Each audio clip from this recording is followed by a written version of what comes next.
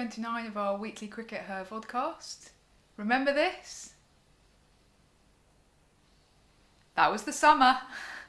Can you believe that was only a week ago? And unfortunately the men are actually there today trying to play and doesn't seem to be happening. So we were quite lucky, weren't we, Syd? We were really lucky. So nice segue then into starting off our vodcast this week by talking about that Rachael Heyhoe Flint Trophy final a week ago at Edgbaston.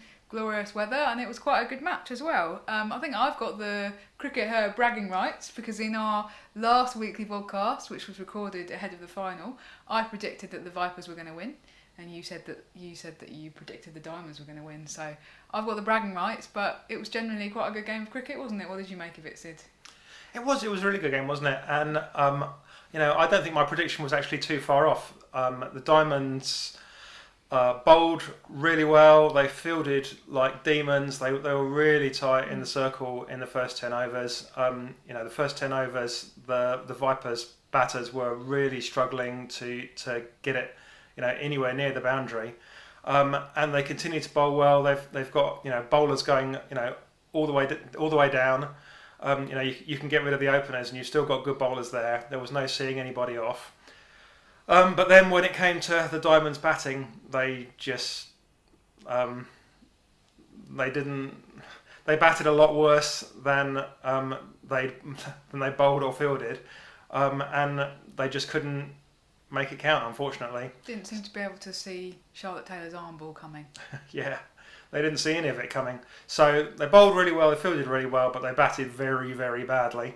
That handed victory to the Vipers, who were delighted about it, and it was really nice to see the joy on their faces at the end of all those unheralded players who are having the chance to play in front of the television and to get interviewed at the end of the game by Charles Dagnall and just to lift a trophy and to be really happy about it. The joy was just really wonderful. So absolutely, and particularly for somebody like Charlotte Taylor, taking a six for in a trophy final, playing at a first-class ground, obviously not in front of a crowd this time around, but maybe that will happen in future.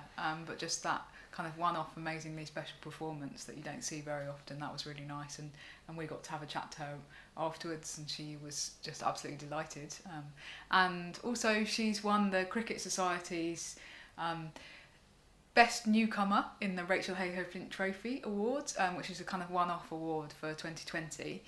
Because obviously the Rachael Heyhoe Flint Trophy is a one-off competition. That's great for her. I think that's being announced this weekend. There's going to be a piece in the cricket paper today about it. So it's been announced now.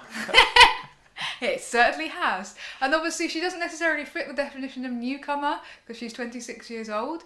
But as we've kind of said in previous videos, the really nice thing about the Rachael Heyhoe Flint Trophy is that it's kind of bringing attention to some of those people who have never played in a professional setup before. So she's a newcomer to professional cricket. So that was what the judges felt was their definition of newcomer. So it was really nice for her, wasn't it? So overall, a really good performance. I think maybe you've been slightly harsh on Diamonds there in terms of their batting. Stair Callis had a good knock, and they were certainly there were a couple of periods of play when they were batting where it did look like they were gonna get there, didn't it? And then both times Charlotte Taylor kind of intervened. Yeah, and then once Stair Callis got out, I mean, Stair Callis worth talking about herself really because she's had quite a season. She began with 3 ducks, and she must have been thinking, what do I have to do to buy a run here? It was a great opportunity for her to come and play in a completely different environment and to frankly take a step up from a lot of the international cricket that she gets to play, which is pretty low level. So I suspect this was the highest level of cricket that she'd played consistently, and she came back from those 3 ducks and ended up with pretty reasonable, I think approaching 40 average in the competition, right. Which, considering that she'd had those 3 ducks at the start, was pretty impressive, and she really held them together in the final. But once she got out, then that really was the point at which the Vipers could probably start celebrating. Yeah. And they celebrated long into the night, allegedly. No, Syd. No. Charlotte Edwards the next day on the on the commentary for the West Indies game said that they'd all been in bed by 10 p.m. according to government regulations. So there you go. Anyway, let's switch focus from 50 over cricket to 5 over cricket, because on Wednesday, the last England v West Indies game, we had our first ever T5, or whatever we should be calling it. F5, a lot of people Yes. pointed out on. And I said either way, it sounds like the title of a Star Trek episode. Anyway, the first ever Women's International that was played 5 overs a side. So they did actually manage to get a little bit of cricket in for that last match. What did you make of that last game, Sid? It was quite an exciting game. It was a lot of fun, wasn't it? I enjoyed watching it. Probably because it was actually genuinely competitive. The West Indies, really could have won that, and they went into the last over, and it was probably pretty even Stevens going into that last over. And then, unfortunately, who was it bowling in the last over? It was Shakira Selman. Shakira. Oh, baby, when you bowl like that, you make a woman go mad. Yeah. More singing. Apologies, viewers. Yeah, I mean, if anyone was going to go mad, it was her captain, Stephanie Taylor, over that.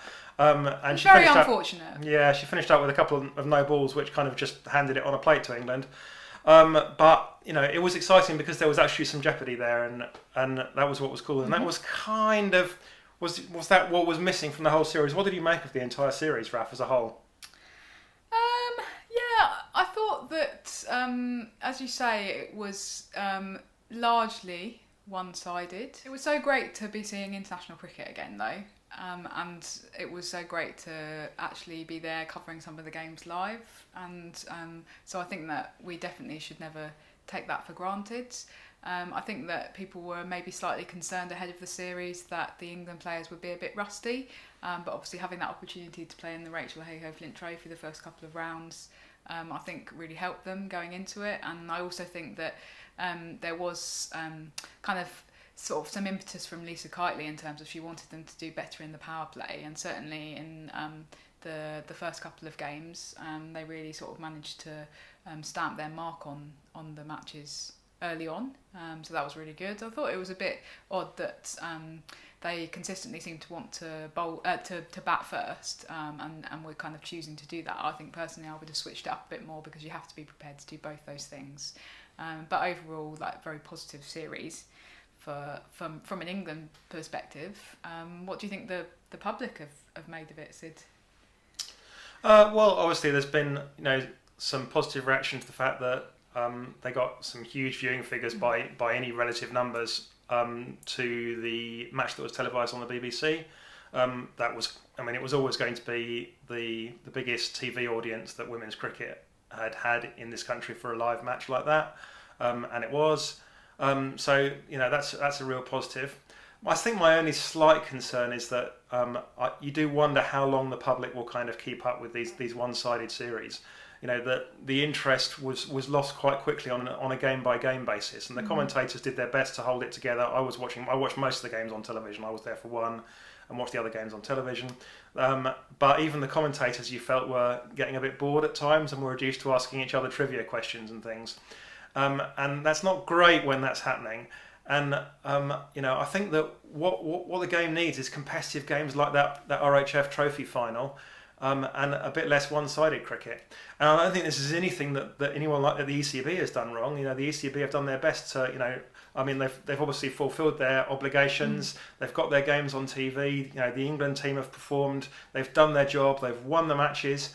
But women's cricket as a whole desperately needs the West Indies to be doing better. But the West Indies have made an interesting appointment this week, haven't they? Which could be leading the way to greater things. Yeah, absolutely. So they've got a new coach in place, because the coach they had for the England series was just an interim appointment. So their permanent new coach, who I think they've said is going to be in place at least till the end of 2022, which is obviously going to be a big year for women's cricket. So they're going to have Courtney Walsh as their new coach. Wow.